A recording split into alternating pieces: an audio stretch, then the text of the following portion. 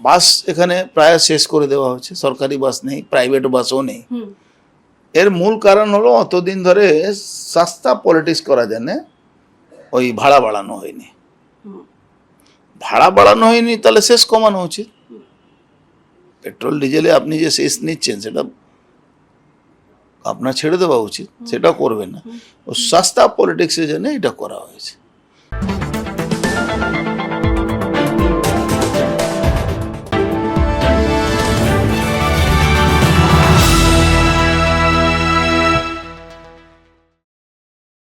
পরিবর্তনের হাওয়া লেগেছে বাংলায়। এবার পরিবহন ও শ্রম ব্যবস্থা বদলানোর ভরসা ও অঙ্গীকার দিলেন বাংলার পরিবহন ও শ্রম দপ্তরের মন্ত্রী অর্জুন সিং। এবার দিয়ে 15 বছরের পুরনো কোনো গাড়ি চলবে না রাস্তায়, টোটো মেন রোডের ওপর চলবে না। এবার পরিবহনের উপর লাগু হবে সমস্ত আইন, যা হতো না এতদিন ধরে। পরিবহন দপ্তরে এবার পরিবর্তনের হাওয়া কিভাবে আনবেন প্রথমবার মন্ত্রী পদপ্রাপ্ত অর্জুন সিং, তা শুনে নেব তার মুখ দিয়ে।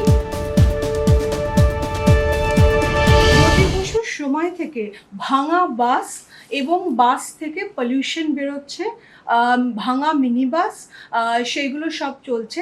প্রাইভেট ভেহিকলস থেকে পলিউশন সার্টিফিকেট দিতে হয়, কিন্তু এই ভাঙা বাসগুলো কি করবেন আপনি? এই ভাঙা বাস, ভাঙা মিনি বাসগুলোর জন্য আপনি কিভাবে কি করবেন? আমাদের দেশে সব কাজ করার জন্য আইন বানানো আছে।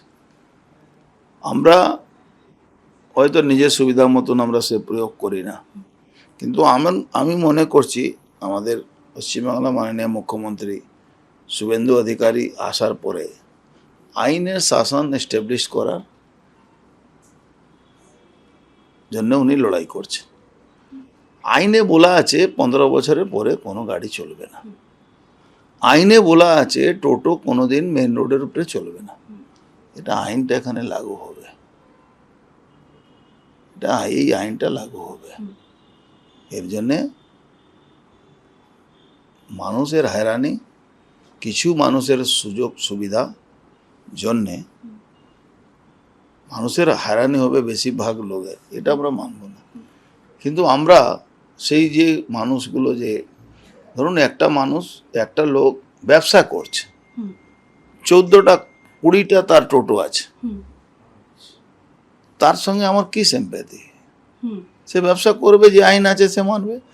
গরিব মানুষ একটা টোটো কিনে নিজের সংসার চালাচ্ছে, তার জন্য চালাক, ভাড়া নেই। টোটোর রুটটাকে বন্ধ করে দেওয়া উচিত। টোটো কোনো রুট থাকবে না। আপনি পার্সোনালি ভাড়া নিন, রুট চালান। অন্য স্টেটে সব জায়গায় রুট নেই তো কিছু, এমনি নিয়ে চালান।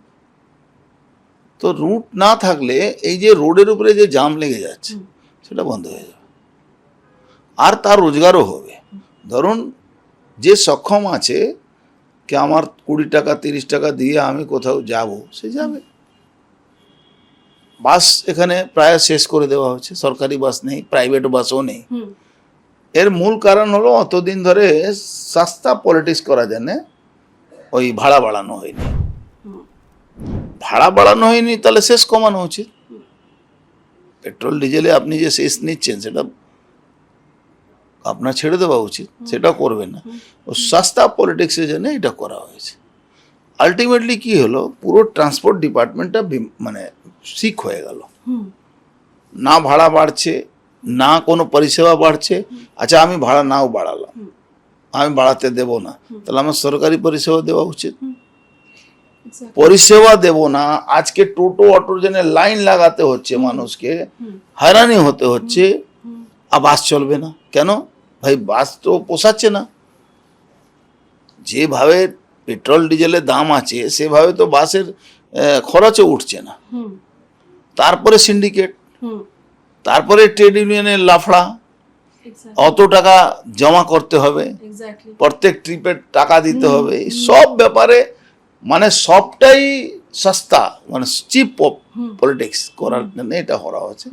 অ্যাডমিনিস্ট্রেশনের জায়গায় অ্যাডমিনিস্ট্রেশন চলবে, সরকার নিয়ম অনুযায়ী চলবে, এটাই সঠিক সরকারের। যেটা মোদিজি আজকে যে দেশের জন্য যে ভালো হবে, আমার একটা দেশ কিভাবে ভালো চলবে, তার ভালো ট্রেন সুবিধা হবে, ভালো স্টেশন হবে, ভালো এয়ার সুবিধা থাকবে, ভালো রাস্তা থাকবে, আজকে যে স্পিড বেড়েছে ভারতবর্ষে due to Modiji. Absolutely. Absolutely. তো স্পিড বেড়েছে, তার বিজনেসও হচ্ছে, রোজগারও হচ্ছে, সব কিছু হচ্ছে। একটা লোকের বাড়িতে আগে একজন চাকরি করতো, পুরো পরিবার খেত। এখন বাড়িতে কেউ বাকি নেই যে চাকরি করে না। তো এই যে মানুষের মধ্যে একটা ধারণা এভাবে ঠিক করতে হবে, এটা করা উচিত, করছে। দাদা, এই যে বাসগুলোর পুরনো বাসগুলোর মালিকেরা লাইসেন্স রিনিউ করতো টিএমসিকে টাকা দিয়ে, ওরা নিশ্চয়ই চেষ্টা করবে নতুন সরকারের ওপরে কাছে এসেও এসব করার। এখানে হবে না, এখানে খুব স্পষ্ট বার্তা আছে, আইনে শাসন হবে। আপনার জন্য সেই আইন, আমার জন্য সেই আইন। আপনার গাড়ি 15 বছর পরে চলবে, আমার গাড়ি চলবে না, এটা হবে না। 15 বছরের জন্য সরকারে, 15 বছর পরে সরকারি গাড়িও চলবে না, বেসরকারিও গাড়ি চলবে না। সিএনজি স্টেশন চার্জ পয়েন্টস খুব কম কলকাতায় compare to other states. Delhi, বম্বেতে যত সিএনজি এবং চার্জ পয়েন্টস আছে, এ বিগত ব্যাপারে আপনি কি পরিকল্পনা 49 করছেন? বছর সরকার চলেছে কাজ না করার জন্য, হুম, এবার সরকার চলবে কাজ করার জন্য। এই ডিফারেন্সের মধ্যে সব কিছু বলে দিলাম, বুঝে নিন। রাস্তার ওপরে প্রাইভেট বাস যেখানে সেখানে দাঁড়িয়ে পড়ে, পেছনে ট্রাফিক কিভাবে, এই যে বাস ড্রাইভারদের অ্যাটিটিউড, দাদা এইটাও তো চেঞ্জ হওয়া দরকার বাংলায়। আইনে শাসন হলে এটাও চেঞ্জ হবে। যেদিন বুঝবে কি আমার উপরে ফাইন হতে পারে, আমার জেল হতে পারে, আমাকে শাস্তি পেতে পারি, তাহলে দেখবেন আইনে শাসন প্রতিষ্ঠিত হবে। আপনি বলুন, আপনি অন্য জায়গায় ছেড়ে দিন, সামান্য আমাদের দেশের পাশে দেশ আছে সিঙ্গাপুর, আপনি গিয়ে রাস্তায় দাঁড়িয়ে সিগারেট খাচ্ছেন না, কোথাও একটা প্লেসে গিয়ে সিগারেট খাচ্ছেন। আপনি এখানে এই আমাদের দেশে রাস্তায় ঘুরে ঘুরে সিগারেট, আমাদের দেশে আইন আছে, পাবলিক প্লেসে সিগারেট খেলে ফাইন দিতে হবে, কিন্তু কজন কেউ ফাইন হচ্ছে। এই যে আইনের শাসন না হওয়ার জন্য সব ব্যালেন্স ডিসব্যালেন্স হয়ে যাচ্ছে। দাদা, আমি যদি শ্রম ব্যাপারে, লেবার লয়ের ব্যাপারে আসি, এই লেবার ল একটা বিশাল ব্যাপার, যার জন্য ইনভেস্টার্সরা বাংলায় এতদিন আসতে পারেনি টিএমসির জন্য অবশ্যই, এবং তার জন্য লাখ লাখ মানুষ চাকরি পাচ্ছে না, বাংলার এই অবস্থা। আপনি লেবার ল এর জন্য এখানে হয়নি, এখানে তোলাবাজির জন্য কেউ আসেনি। লেবার ল, ভারতবর্ষে যা লেবার ল আছে এখানেও সেই লেবার ল আছে।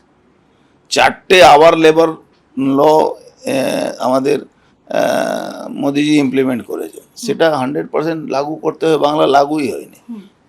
বাংলায় যে আইন তৈরি হয়েছে লেবারের জন্য সেটা লাগুই হয়নি, এবার আমরা ওটা করব। বিএনএসই লাগু ছিল না, আমরা করেছি।